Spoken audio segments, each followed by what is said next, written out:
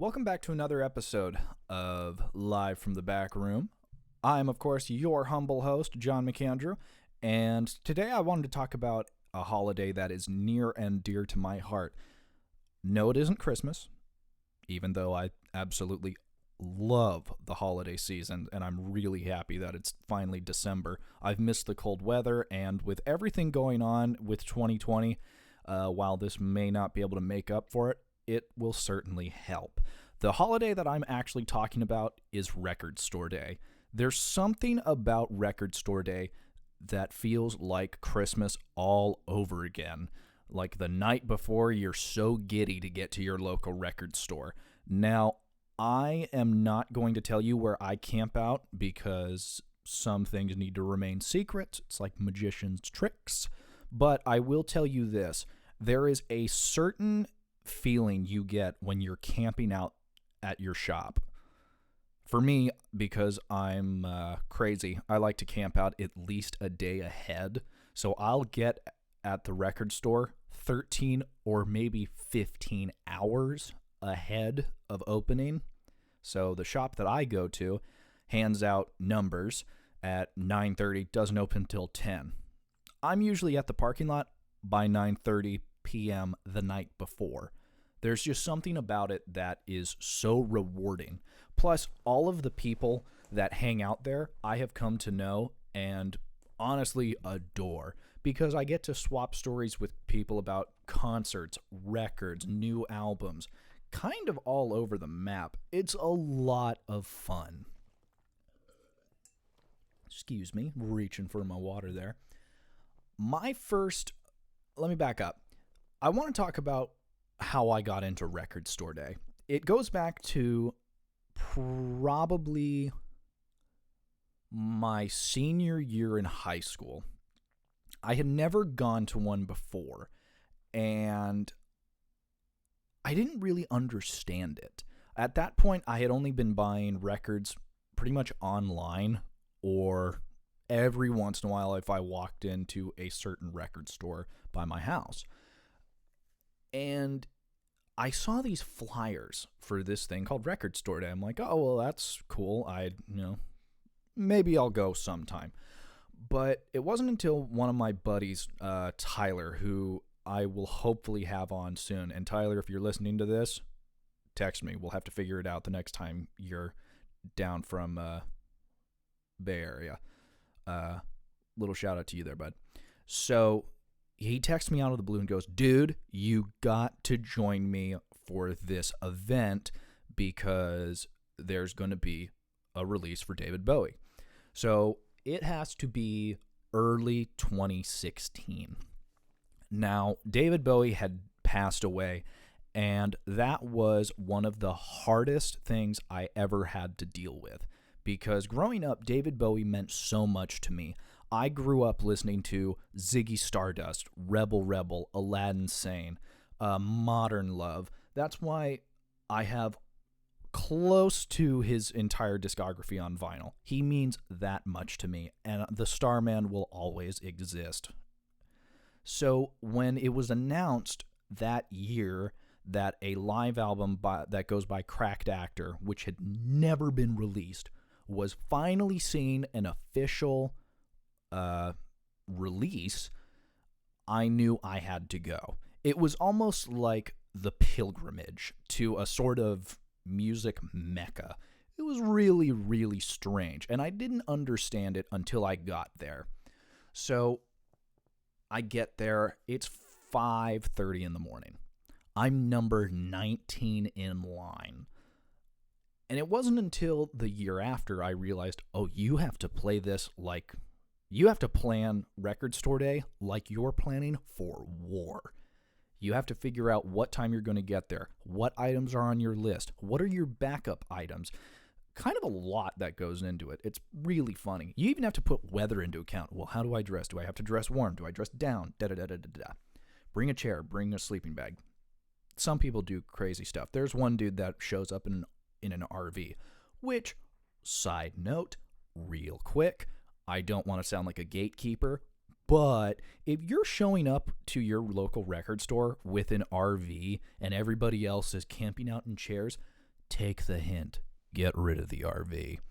If you're going to be going to record store day, you're going to suffer with the rest of us. If it's going to be cold, we're freezing our asses off, and you're in an RV, come on, dude. Sit out there with the rest of us. Sorry. So it's a little mean, but sometimes I'm passionate, man. Where was I? Oh, right. So I'm sitting there with my buddy Tyler, and my buddy Isaiah shows up too. So it's the three of us, and we're sitting there talking about releases, looking at the list, and it wasn't until that point where I go, oh, they put out like a 4 or 8 page list of releases, and it's every year.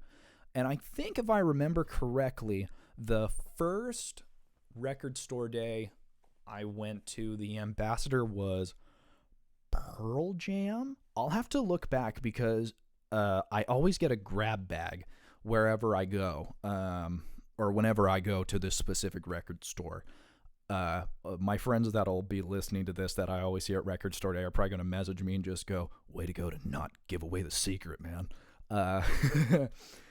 So you always get a grab bag, and they're so great. Canvas bags, custom print, always a different one every year. My favorite one is a turntable, and it's a little hamster in a denim vest and a mohawk running on it like it's a treadmill. It's so funny. I'll have to post that on my Instagram, which is at Needle Nose Records. Shameless plug. I want to say it was Pearl Jam, and I think the year after that it was Metallica, and the year after that it was St. Vincent. There's always an ambassador. For Record Store Day 2020, it was Brandi Carlile, and that was a lot of fun. She had a great release with the late, great John Prine. He was another hard artist to lose in 2020 because I grew up listening to John Prine, and when it was announced that they were putting out a box set of his first 8 albums, so 7 actually, the Atlantic box set and the Elektra/Asylum box sets, I knew I had to have those because, it's just one of those things where it's kind of like a teddy bear in a weird way. You just have to have it because it's just your childhood. My dad would play to me the album Jesus and the Missing Years, which is one of the greatest records of all time. If you haven't ventured into artists like John Prine, start there. Start at that album because you'll understand why humor plays such a big part in life. There's a great song on there with Tom Petty. There's obviously Jesus and the Missing Years, which, again, hilarious. I love that song. Is it Daddy's Little Pumpkin? That's another one. I don't have that record. I need to get that, but I have so many. I'm still staring at my record collection, wondering if this was such a good idea. I'm kidding. I know it was. Maybe. Anywho, so I get to the opening day, and numbers get handed out. Number 19. Hey, 19? No. Sorry. And now we're just waiting. It's 9:45. We've got about an hour before the shop opens, and we all get to walk in and get our releases. So the thing about Record Store Day, and like I said, you're planning for war, sort of, because certain releases have a certain number. So with Cracked Actor, they said they only made, I think, 10,000 in the world. I know that's not true because Led Zeppelin did one a year or two later, and they only said they made 3,000. They made 30,000.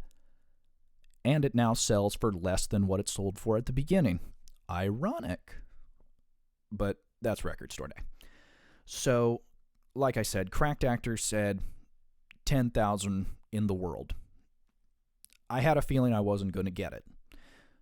Everybody in line at this record shop, most of them had Cracked Actor on the list. most of them left with Cracked Actor. They oversold and undernumbered what they said they were going to make, which is cool. I have no problem with that. That just means it's more music for more people. The year after that, I got there a little bit earlier, and I think I was number 5 in line, maybe a little lower. I know I was in the top 10. But that year was another David Bowie release. And there's been a David Bowie release pretty much every year since his death in 2016. Now, like I said, I'm a huge Bowie fan.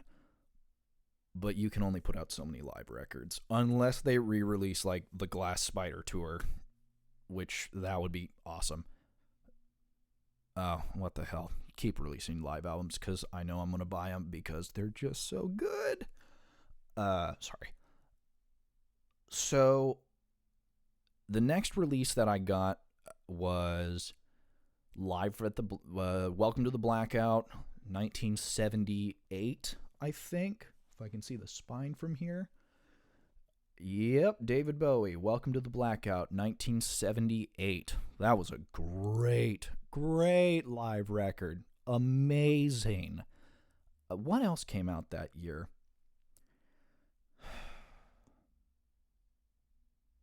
I want to say Wes Montgomery sessions from the recording studio out of Indiana, which is another phenomenal release. Unheard of studio takes are great, especially from Wes Montgomery, my personal favorite jazz artist. Don't get me wrong, I have a ton of Miles Davis because I absolutely adore Miles. But Wes Montgomery is this musician that had this amazing skill. If you listen to Wes, you're going to think that is some of the best pick guitar playing I've ever heard. It's not a pick. He only plays with his thumb. It's kind of inhuman in a way because it sounds so perfect. But that was Wes. He just knew what he was doing.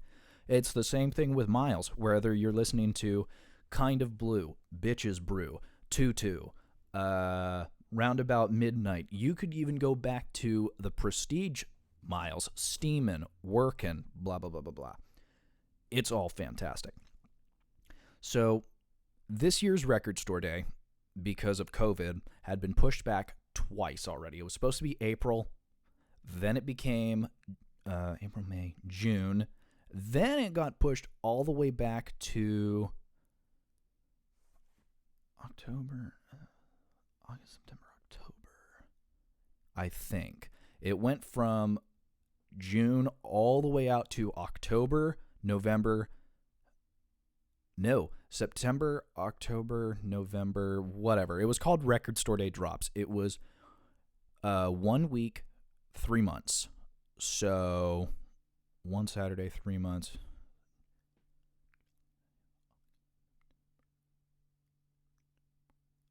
August, September, October. There we go. Oh my God. I haven't had enough caffeine today, so my brain is just fried. So the first drop was the John Prine Atlantic box set, Bill Evans, and a bunch of amazing stuff. So I had an eclectic bag. I ended up with, obviously, Prine. I ended up with jazz. I ended up with... I always leave holding a box because I buy so much at Record Store Day, but that's a good thing. You got to keep your local shops in business. Which, real quick, even though this podcast is really small, and I want to say thank you to all of you who have listened. It really means a lot to me. I had a lot of reserve and anxiety about doing this, but I've come to really enjoy it. So from the bottom of my heart, thank you, thank you, thank you. The one thing I want to say as an aside is support your local record store.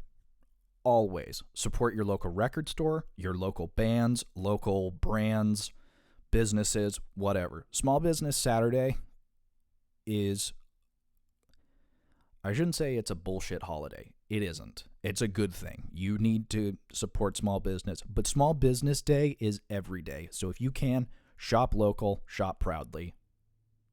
That's going to be my little soapbox moment. Back to Record Store Day. So the first night at Record Store Day, we're all together, my whole crew that I jokingly have now nicknamed the Turntable Crusaders because I think it's kind of cool. It's a weird fraternity that we have. We all know each other and we're all bonded through our love of vinyl. So we're sitting out front.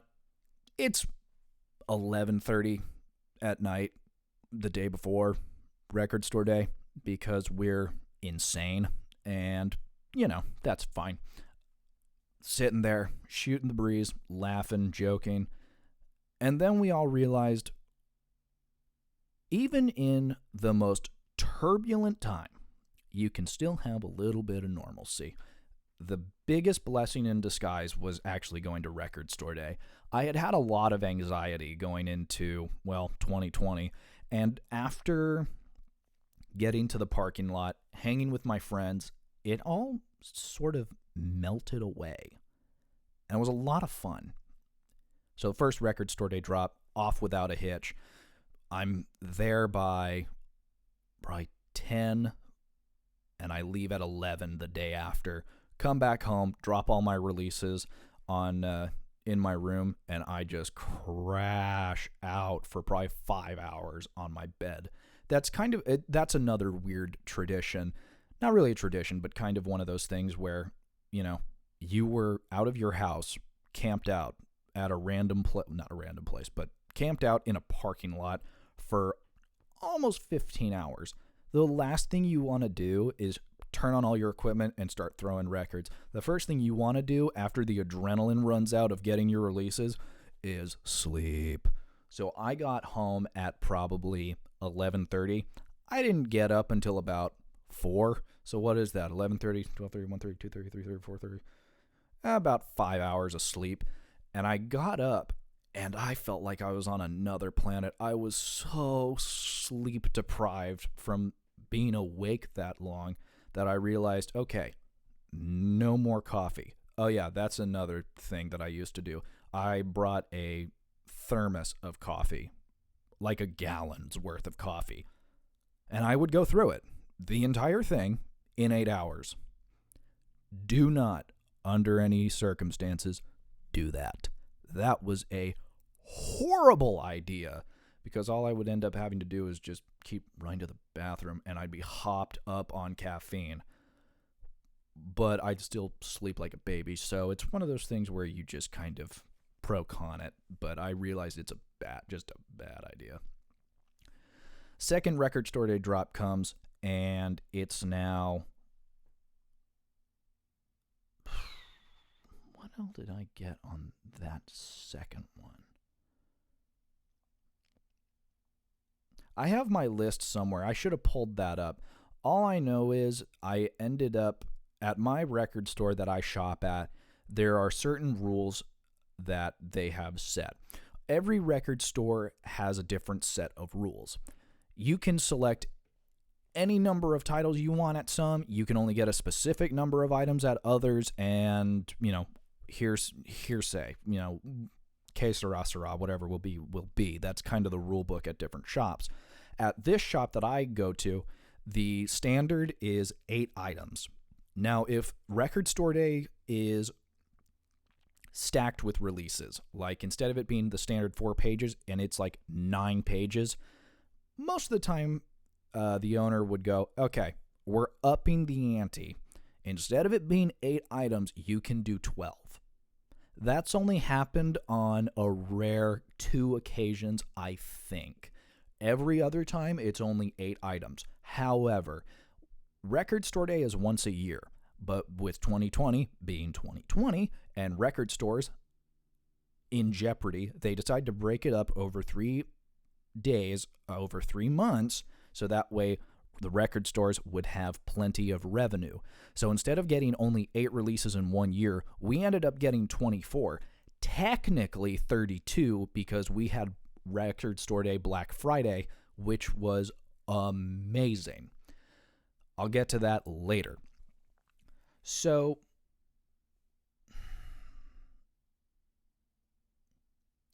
I immediately lose my train of thought. Fantastic. Record store day. Like I said in the last podcast, the great thing about it is it's a great way to talk about your passions, and when you get lost, you just let people come on your journey. So, I don't know where I'm going to go with this, but I know I'm going to have an ending. It's like the scene out of Planes, Trains, and Automobiles. If you're going to tell a story, have a point. My ultimate point is this. Support your local record stores, because we're able to do things like this every year because of these record stores. Record Store Day Black Friday was the first Black Friday I had ever participated in, like in general. I never shop on Black Friday. Personally, I think it is the dumbest thing. Wait until Cyber Monday. However, it's Record Store Day. I've never done it, and instead of Record Store Day drops being 3 days, technically this would serve as Record Store Day drop number 4, even though it's a completely different holiday, blah, blah, blah. Semantics, John, get on with the story. Sorry. Back at that shop that I go to, number 5 in line, I get there at 9:30. I had just left my house. Thanksgiving was phenomenal. I hope you all had a wonderful holiday, even in the midst of what feels like an apocalypse. It was a lot of fun. Oh my God, I ate so much food and a lot of cake, which, that's a good thing. So, get to the record store, 9:30 at night,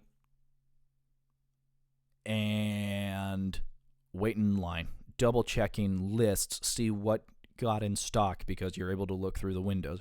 Oh, that Bill Evans release is there. Oh, look, he's got this single. I don't see the Chris Cornell single. Where's Herbie Hancock? That'll come into play later.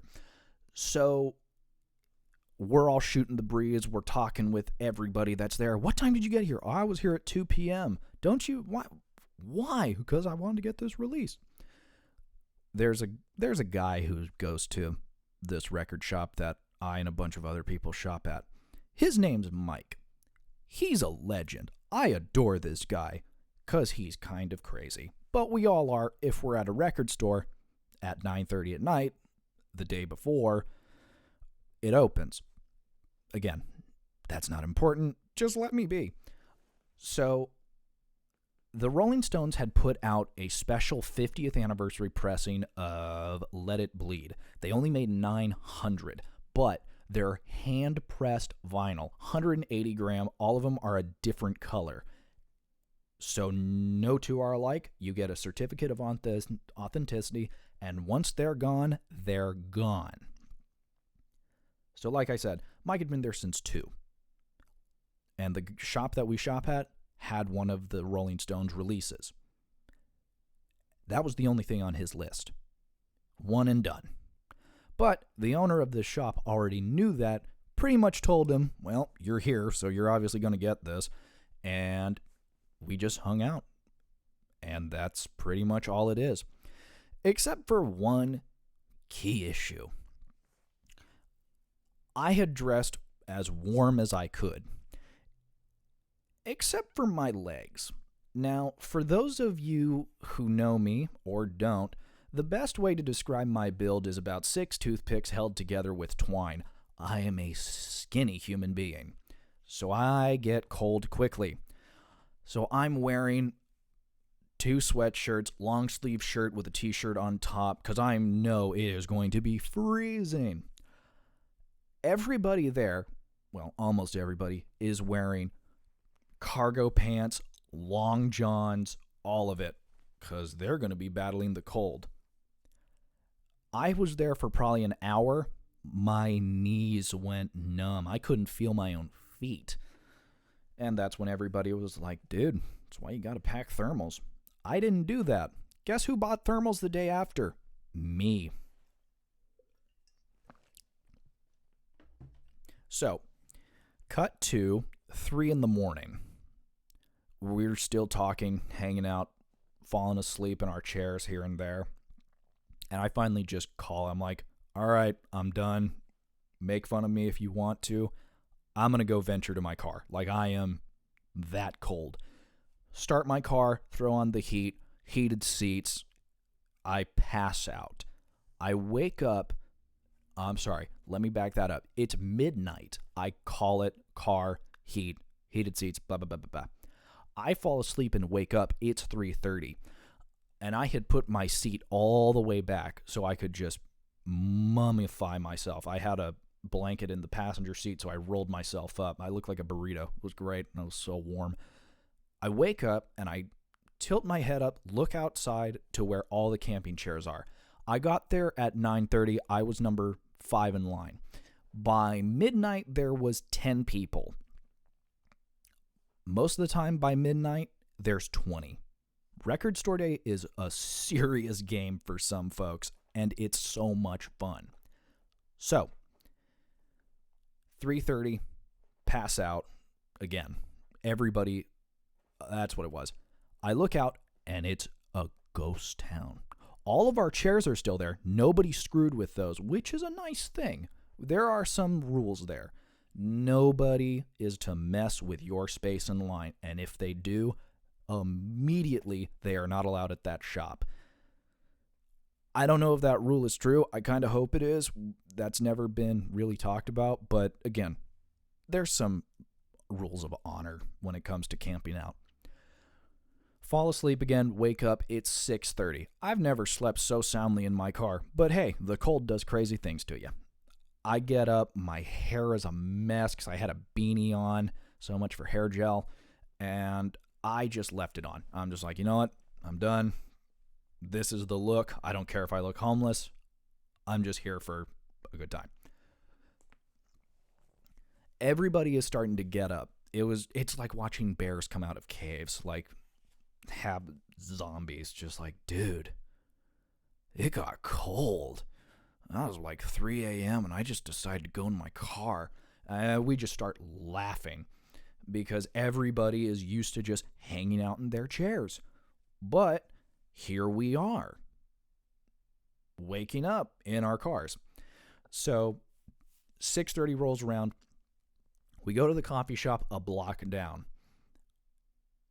Bathroom, coffee, breakfast, whole nine. Grabbing coffee for people. Hey man, you all right? Oh yeah, I'm just going to sleep in for a little bit. You want a cup of coffee? Oh my God, yes. Get me this, this, and this.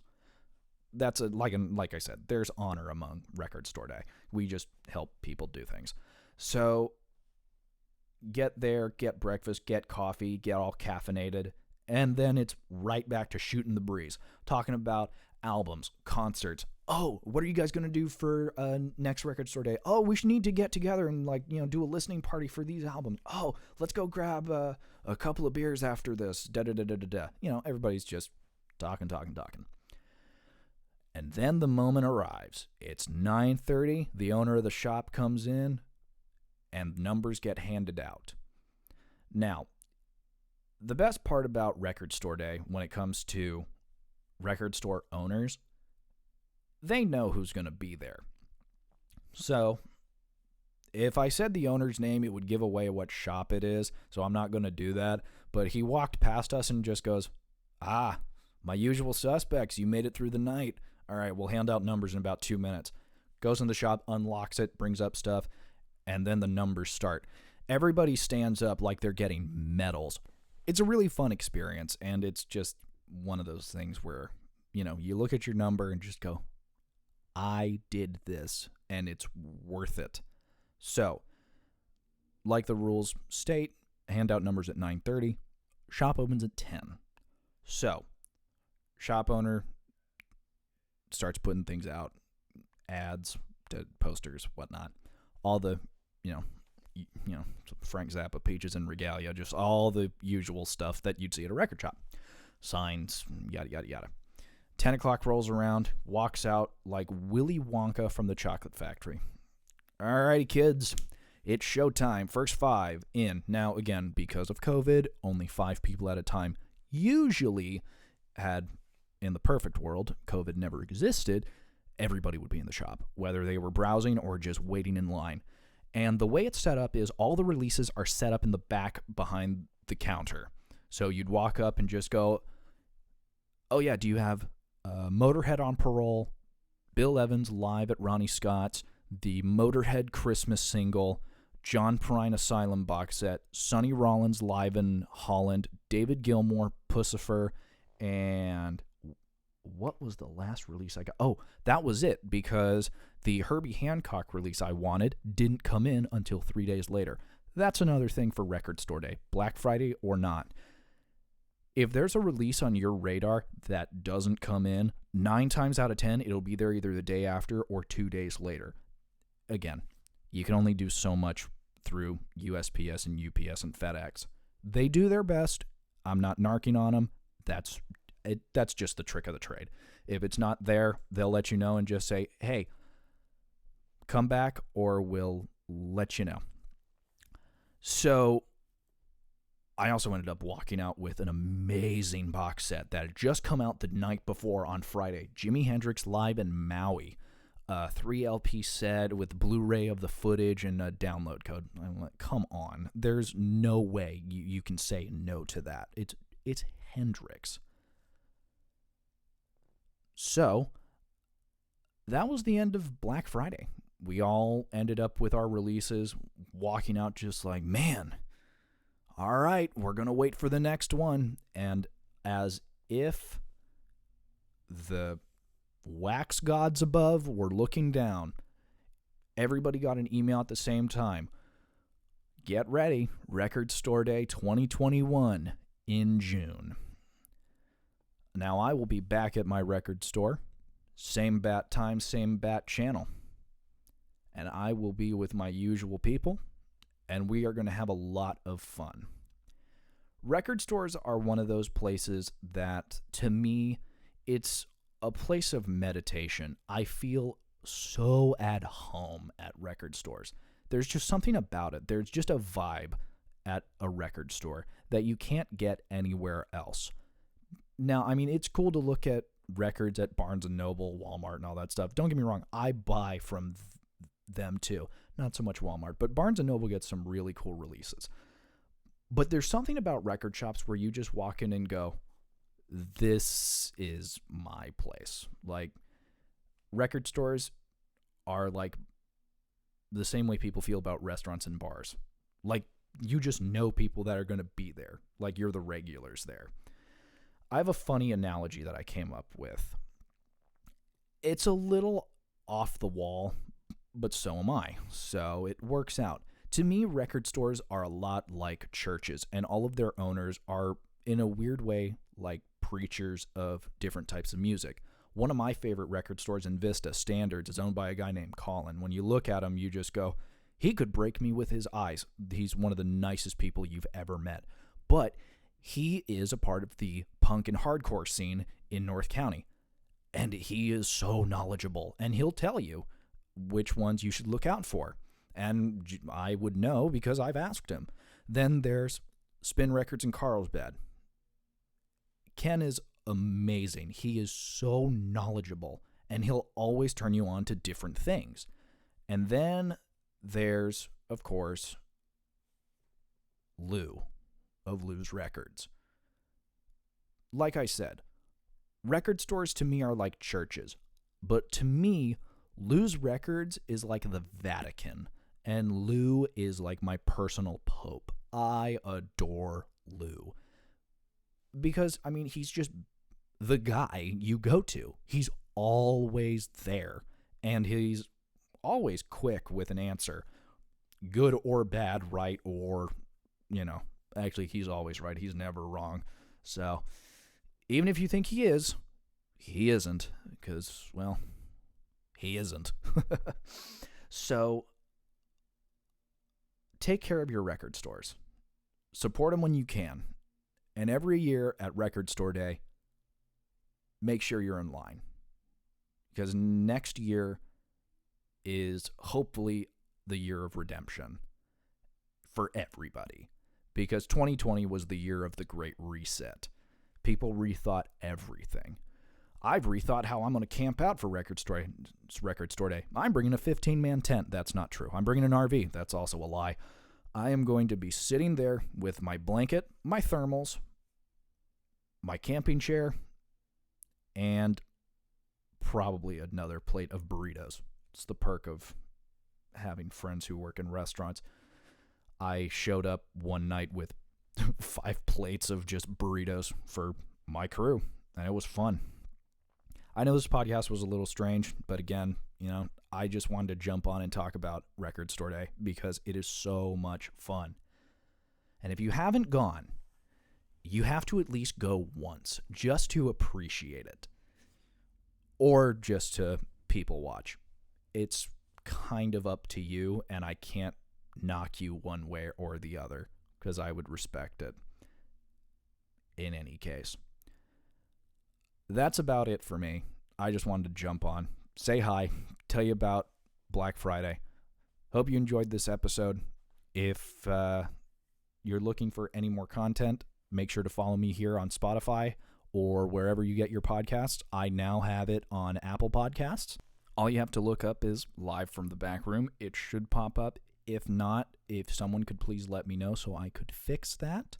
And of course, don't forget to follow me on Instagram. That's where I will be posting updates for when new episodes are live. That is at Needlenose Records, NEEDLENOSE Records. I hope you enjoyed this episode. Thanks so much for listening, and I'll see you the next time.